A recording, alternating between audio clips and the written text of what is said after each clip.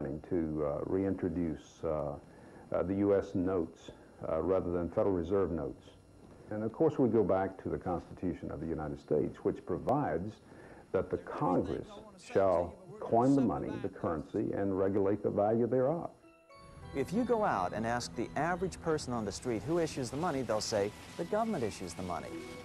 That's why the lie works, because people know intuitively that the government should issue the money. Well, the Federal Reserve is neither federal and has doubtful reserves. You will not find the Federal Reserve in the blue pages of government in any phone book. You will find it in the business pages next to Federal Express. Congressman Louis McFadden fought the Fed to his last breath. He once called it a superstate controlled by international bankers and international industrialists acting together to enslave the world for their own pleasure. 2 attempts were made on his life, one from a man wielding 2 pistols, both shots missed, and the second from a poisoning attempt, but fortunately there was a doctor on hand to pump his stomach. Of course, a conspiracy powerful enough to cause both world wars and the Great Depression would have to have a clubhouse somewhere, if only to split up the cash. It turns out they do. If you haven't heard of the Bilderbergers, it's for one reason only. They haven't wanted you to. At their annual closed-door meetings, no outsiders are allowed even close to the building. Here are gathered the most powerful individuals of the Western world, united regularly at club meetings. Yet nothing is reported by the New York Times, the Washington Post, or the LA Times. What really fascinates me is the complete blackout in the American press. For more than 20 years, I've gone down to the press club every day. I check the wires in their library, mingle with other paper boys, and I asked them the question many times, why, when if 120 film stars or 120 NFL football players met behind locked and guarded doors at a remote location for 3 days, you'd try very hard to penetrate and find out what those movie stars or football players are doing. Well, I have no curiosity at all when 120 of the world's most powerful financial leaders and political leaders meet for 3 days at a remote location behind armed guards in a complete blackout. Well, I have no curiosity. Actually, quite a bit of security, but it's discreet. So what would happen if someone tried to sneak through the trees back there? I don't know. I wouldn't want to try it. What we do hear coming out of those meetings is incredible about the plans of the New World Order to consolidate power.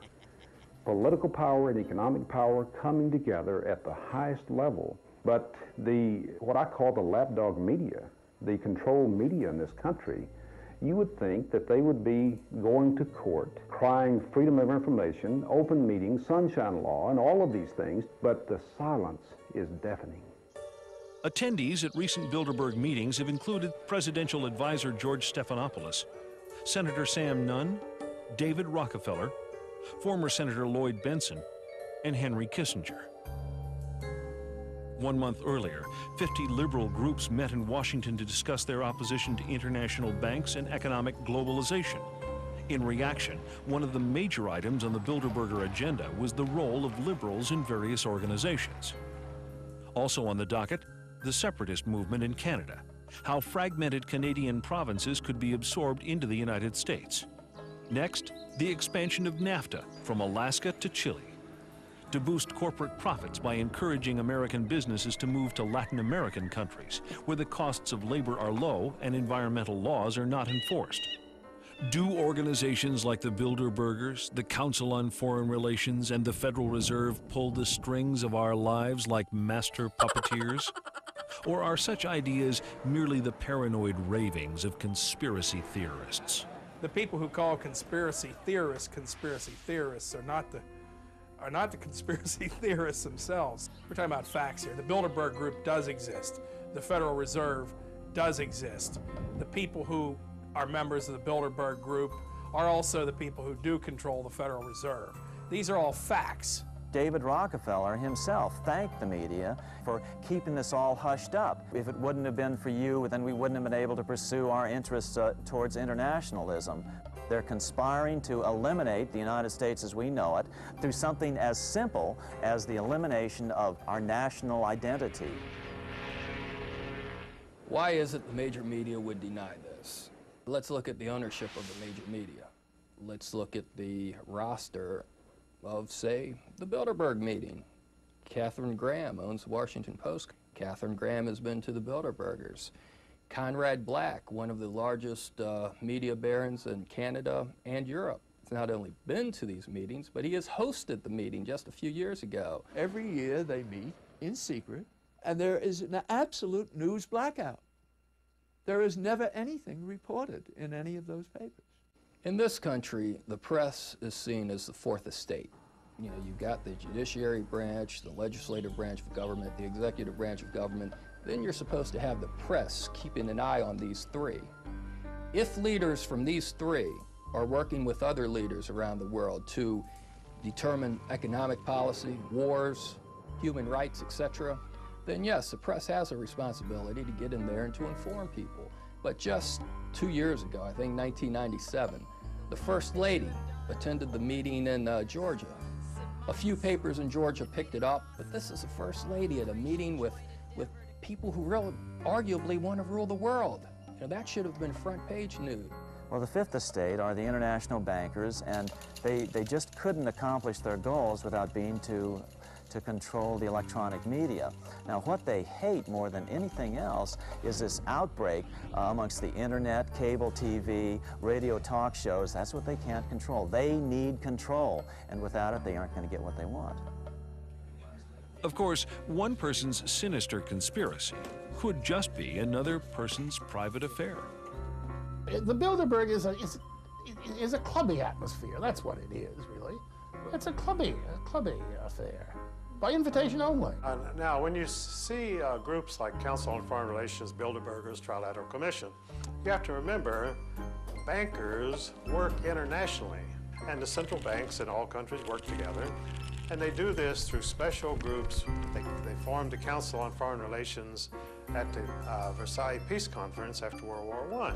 Now, many conservatives believe the CFR runs in the United States, but it only does it secondhand because the real orders come out of London first.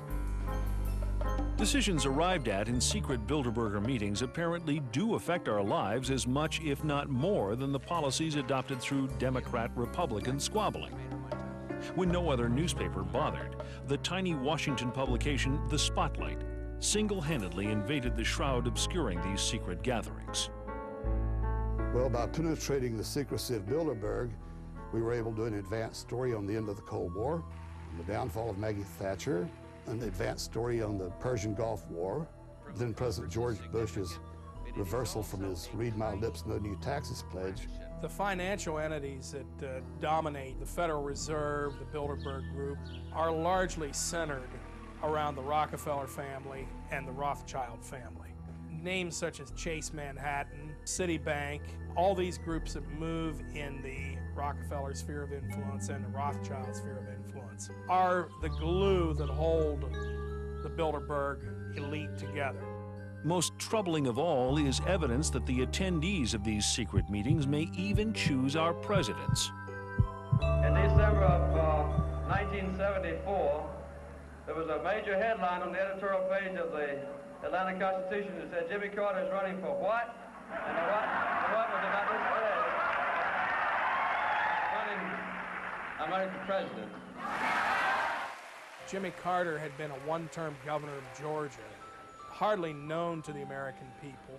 He, however, had an entree into the international elite through his membership in David Rockefeller